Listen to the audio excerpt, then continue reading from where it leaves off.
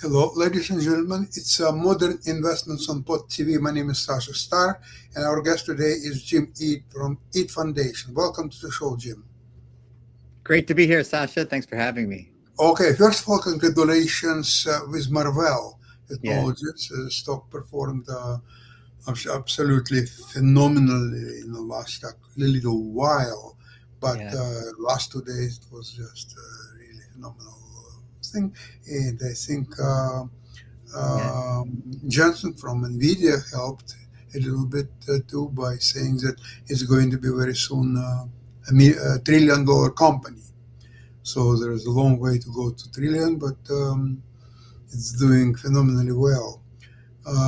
His own NVIDIA is not doing as well, although it had a pop, actually, I think Monday, and then it's going now a little bit down, but that's just normal pattern for NVIDIA. There's nothing to write home about. Right. Just the nature of the beast, I guess. So there are a lot of other interesting stories. What, Jim, really taking your attention? Well, you know, Marvell was one of my recommendations, along with Taiwan Semiconductor, years ago, um, because the idea was the AI boom was just starting. We were just on the cusp of it, and the semiconductor firms that were supporting it were going to be very profitable.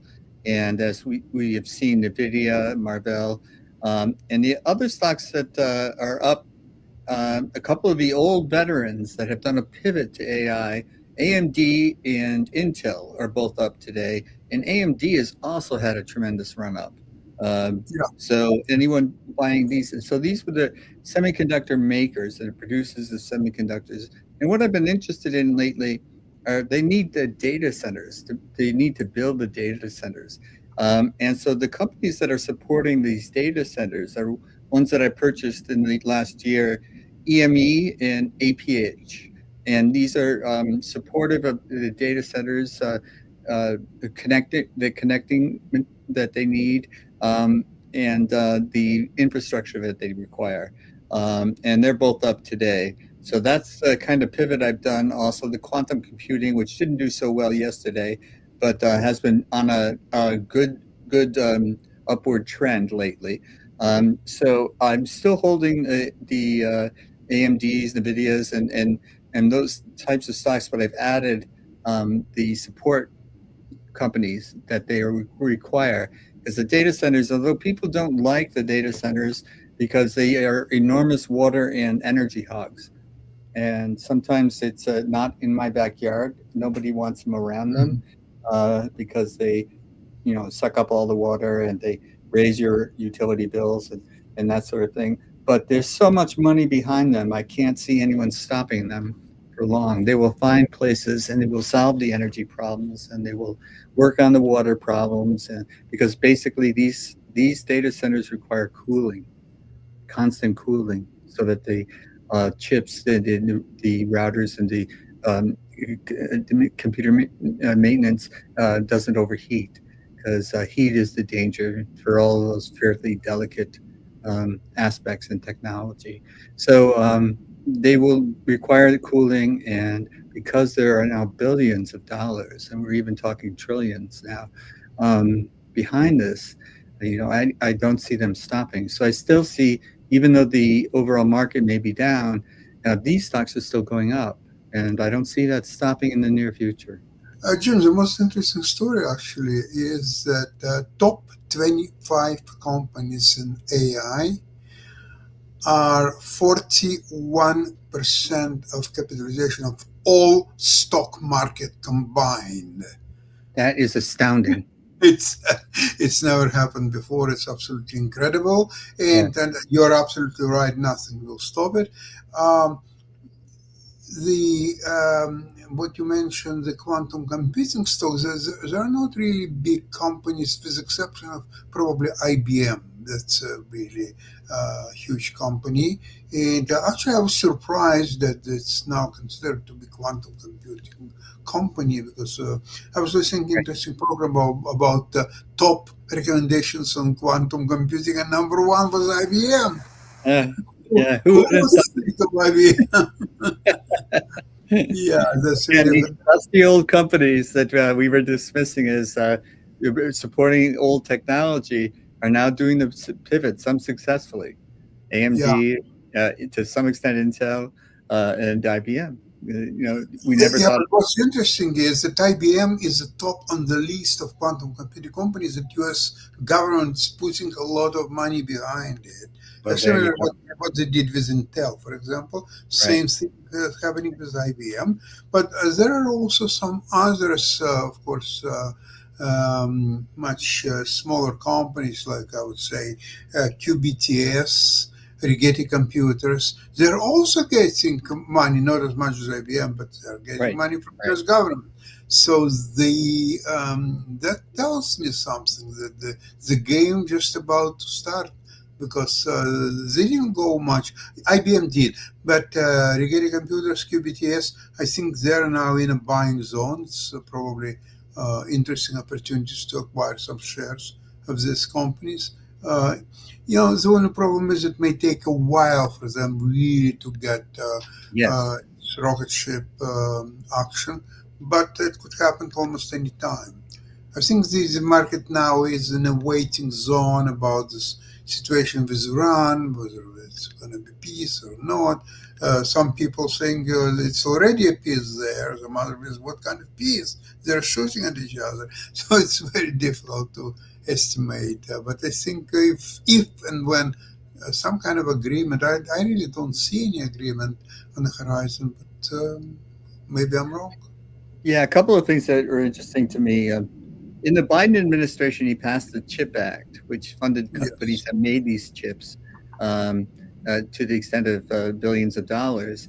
And this was a much underappreciated passage of a bill that really boosted the economy. As you say, this 41% of the overall market is now AI.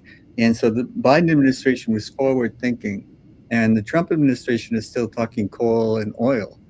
And now with the undeclared war of choice in Iran, we have uh, made oil prices go up and down. And Trump says one thing on Tuesday, another thing on Wednesday, and the market is roiled by these things. And so if you're investing in these companies that are requiring oil as a part of their success, you're seeing a very volatile market. But if you're investing in the AI and forward-looking companies, you're seeing profits and Yes, uh, absolutely. record revenues from these companies, and it shows no sign of abating. So these are the companies we've been urging people to invest in for years now, and if they had, they have been very happy, and if they haven't, if they've been invested in older, more traditional companies, they haven't been as happy with this market. And there's still this disconnect between Wall Street and Main Street, because one of the effects of oil prices going up is to increase inflation, and it requires costs more to ship goods to the grocery stores, for example. So not are we seeing record prices, not record prices, but prices that we haven't seen in a long time uh, at the gas pumps. We're also seeing it in the grocery stores. And this affects the average American, the average U.S. citizen is paying more for groceries, paying more for their cars and transportation. Um, and these types of things are hitting the people who are not necessarily have the investment income to invest and take the benefits from the AI companies that we've been talking about. So there's a disconnect where if you're in the market and you're in the right companies and in the right sector, generally speaking, because it's a pretty broad sector. You've done well if you've been in the sector.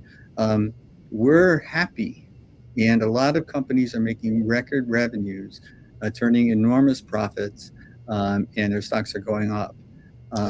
But that's a smaller subset of the American public. The U.S. citizens who are suffering from these higher inflation, the only choice they have is to vote the bums out come November. Jim, I was actually surprised that Trump said it loud and clear that he doesn't care about financial situation of Americans. Uh, what kind of president is that? He's on top of the country with over 300 million people saying that he doesn't care about financial situation of Americans. It's absolutely incredible. And to Well, tell you, actually to relieve the situation, all he has to do is to make some kind of agreement to open Strait of Hormuz. It's already the oil prices would go down, the market would be quiet. And then, okay, you can continue to talk about this uranium dust that you want to collect or you don't want to collect. I mean, this is all secondary. The opening the Strait of Hormuz, this is a major question. And what he's doing, I don't know who advised him on that because it's never happened before. So right now, it's not that he wants to open Strait of Hormuz.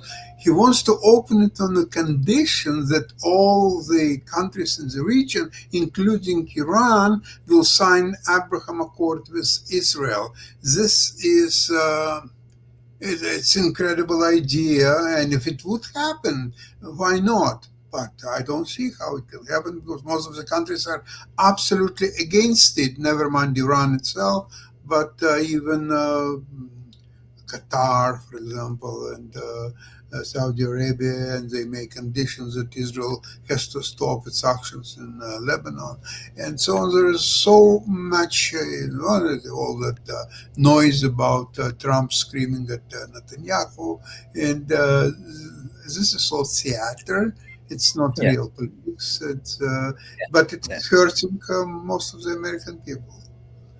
It really does. And what Trump said was of no surprise to anyone who is paying any attention. He does not care about the American suffering. The Americans, the United citizens of the United States, their pain and suffering he does not feel it. He does not empathize with it, and he ignores it. So he's never been thinking about you. Yet he will say things that you think he's telling it like it is. I heard that during the campaign. He's telling it like it is. No, no, no. He's telling it like he's telling you what he thinks you want to hear. And that's very different from what he does. Judge him by his actions. And his actions speak very loudly. For example, what kind of ceasefire has people firing missiles at each other? This is not a ceasefire. This is an ongoing war that was not approved by Congress. And so he's expanded the powers of the executive branch so that it's not the system of checks and balances that was the foundation of this country, but is more or less an autocracy where one man decides. And he takes people, if they disagree with him, if they're in positions of power and they disagree with him, he replaces them with the loyalists. He just did that with and punishes them also. And then he might stick the Department of Justice on it. The Department of Justice has never been politicized the way it's been under the Trump administration, going after people who Trump does not like Comey, the former FBI director, Attorney General from New York, James. And these are the people that caused him aggravation earlier. And so he's sicking the Department of Justice on them. And no prosecutors in the past would have ever taken up these cases. They're baseless. And they will be thrown out of court eventually. But Trump has always used the courts to punish people. And because they have to hire lawyers. He did this with labor forces when they would say, hey, Trump hasn't paid us. They would sue him to get paid, and he would sue them back and tie them up in litigation so that it would settle, and they would settle for less than they were owed. And so this was a strategy he's employed again and again and again. And so he uses the court systems to punish people, and he's using the Department of Justice to punish people. These are not American values. These are not the values that the country was founded upon. And the And system of checks and balances were in place to protect us from someone like Trump. And and he's abusing them. the Department of Justice even doesn't have a properly appointed person in charge of it, because one who is now temporary is in charge of the Department of Justice. It's his personal lawyer, and Yes. he's Yeah. doing everything what Trump tells him, Yeah. and sometimes even doesn't tell him to do. It's Yeah. absolutely incredible. Very bleak situation in the United States, which never happened in the last 250 years. And no president's ever monetized the presidency the way that Trump has. And that's absolutely appalling. What he's doing is, but And when will the American citizens be fed up? And there's a Some- scandal almost every other day. You know, so far he Obama- gets away with everything. Whatever he's doing, he gets away. It's not gonna last forever, I'm pretty sure. I agree with that. And I'm very Yeah. hopeful still. We'll receive the results of the elections that were held yesterday. You know, they will be reported later in the week because many people still vote by mail, and Trump is trying to nationalize the vote by mail so that he can suppress it. And he's doing other things to suppress the vote. And there's gerrymandering to rob people's voices as much as possible. But these things will be undone, I think, in the near future, because they're not what the Voting Act was all about. Even the Supreme Court has been very disappointing in the way that they have been allowing Trump to get away with it. But they seem to be getting more and more fed up with them, and the court systems seem to be growing a little bit of a spine. Congress hasn't yet. This Republican-controlled Congress has not yet asserted their authority as a system of checks and balances on the executive branch. They've been too meek. They've rolled over. I don't know if they're playing possum or what, but I think it's just the fact that they used to be afraid that if they ran and Trump endorsed their opponent would win. And so they were afraid of taking him on. But now Trump's endorsement does not seem to be paying off for that many people. Yeah. And so more and more people are speaking out. More and more Republicans are speaking out. And his $1.8 billion payoff to the people that stormed the Capitol on January 6th that has been stopped. And so I'm sure that Trump thought that was going to sail through. But it was like, and he said something to the effect that to him, loyalty is everything. And he wanted to pay these people who are loyal to him. And he's paying them with other people's money, though. Your tax money. Exactly. He made enough money lately that he can pay each one of them, especially when there is a prospect and purpose of the fund was to create his own private army to be available and by the time of a presidential election in 28. So he would have his private army, and he may do absolutely incredible things. He may order a post office, for example, to search the ballots that are for Democratic candidates, destroy them so Democrats will never get any votes by mail. It's incredible what this man can do. I mean, well, this is what happens when they have an election in Russia. Everybody votes for Putin. Absolutely. Yeah. This is, something that you would see in Colombia or some other country that, sorry to pick on Colombia, I just picked you out of the hat. But where you have cartels that you have to oppose with force. And, so force is something that the American citizens, there used to be a song, 4 Dead in Ohio by Crosby, Stills and Nash, because we were appalled when the National Guard killed U.S. citizens. And this was back in the late 60s. So this is like something that, we haven't experienced in a long time. But ICE agents have killed U.S. citizens, and they have not suffered any consequences. They were allowed to go masked up so that they couldn't be identified and shoot people. And what was going on in Minnesota was appalling as well. But there has been pushback now, and people have found their voices, it seems, and people are speaking up and speaking out against this to preserve the democracy the United States has enjoyed for so long that it took it for granted, and we let it almost slip through our fingers. But I think people are waking up and saying, no, we don't want um, national forces, military forces, shooting us, because it's one step away from demanding papers. You have to show your papers to be able to cross state boundaries. You have to show your paper, and he's doing things that, like for example, the San Francisco and Seattle airports. He's not going to allow custom agents, so the international travel can't go through these places. These are Western states that are generally blue states and didn't vote for Trump. So he's finding a way to punish them. But this is interfering with the free market. People go to international travel to do business quite a bit. And so these types of things, he does not care about the consequences that it affects other people, even companies, unless you're a company that's loyal to him and supporting him, funding him in his campaigns and that sort of thing. Think about in a few days, there's a World Cup soccer coming up Yes. in the United States, Canada, and Mexico. And I don't understand how travelers from Europe, from other countries, will um, go through customs and being followed by special agents. And that's actually a lot of people are canceling attending this World Cup because of all this. The World Cup is the type of thing that brings people together. Absolutely. We expect the Iranian football team to be able to play in the World Cup.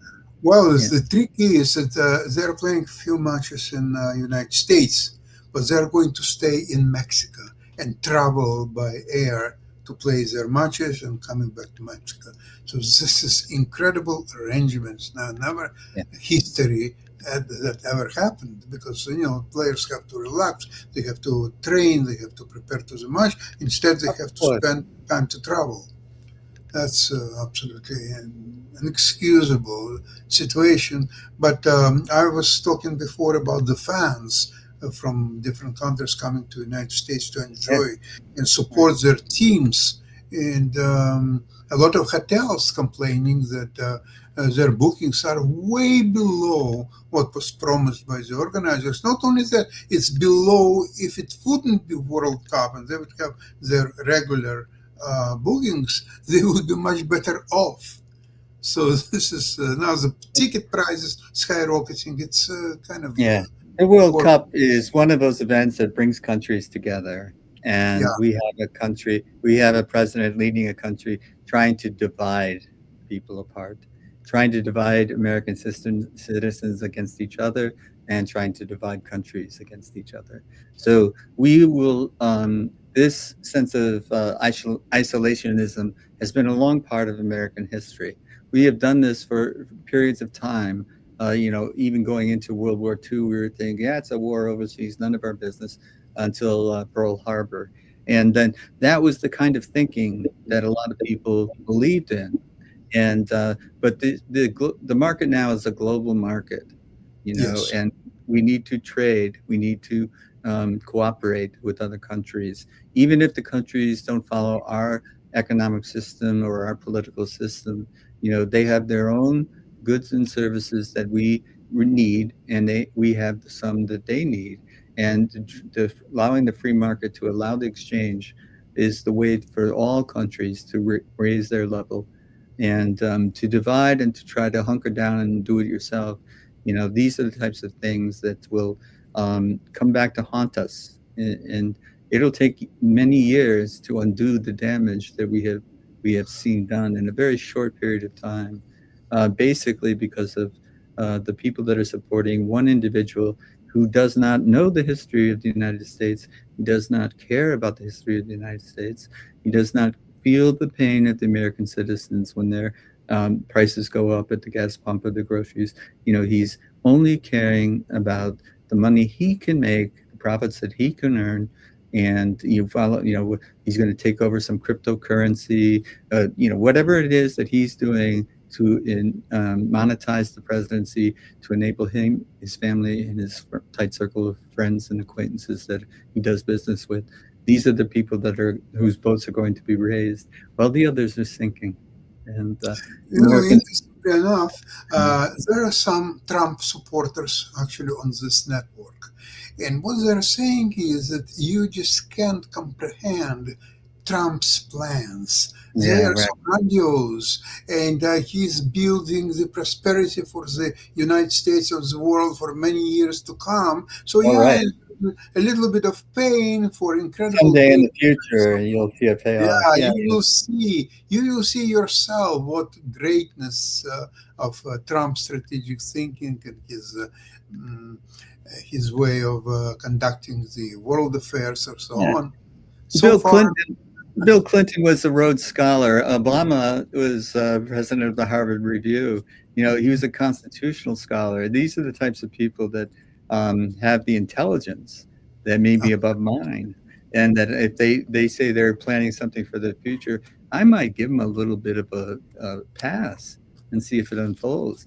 But Trump, no. He's not playing four-dimensional chess. The guy doesn't know how to play checkers. And if he does, I'd challenge him tomorrow. But there's a track record, Jim. Look at his bankruptcies. Look at his lawsuits and indictments. Why would you put your money? Would you invest in a casino that he built? No.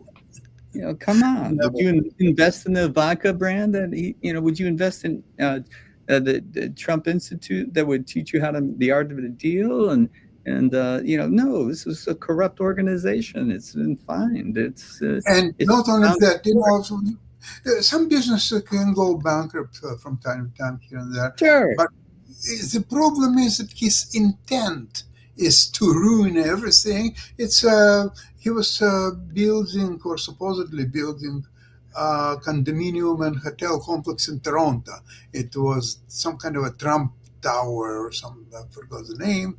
And they sold some apartments and some condos and here and there. And then all of a sudden, nothing is being built. There is a building site, but nothing is happening. So investors started to worry about, so when is going to be happening and so on. So they said that, okay, we need some permits and we have a little bit of this. And then finally it's all collapsed. And Trump said, it wasn't my project. Okay, I sold them the name of Trump, but I have nothing to do with this project. The people, okay, so they miscalculated with that. And the lawsuits were going on for years for investors trying to recover their money. Yeah. It's absolutely incredible. But that's how he operates. That's his modus operandi, unfortunately. Yeah. Unfortunately for the United States and the enmity that he has created and the lack of trust that he has created, not only in American citizens, but countries around the world, these are going to take a long time to repair. And in the Obama and Biden administrations, our word was our bond, and we felt that countries did trust us and we could form alliances. And now Trump is complaining about this lack of alliances. Well, when you take unilateral action and then ask people to help you, that's not how alliances work. Alliances are taking action together. It's trust. Ignorance of history. Yeah. And this ignorance of history lets him to act like Han Solo. He's going to do it himself, and then he complains when he doesn't have support. Well, the support is earned. Trust is earned. Well, unfortunately, with Congress and Senate allowing him to do almost everything what he is doing, this is a very, very big problem. There's plenty of blame to go around. Let's hope that there will be a payback time on November. Yes, Mark.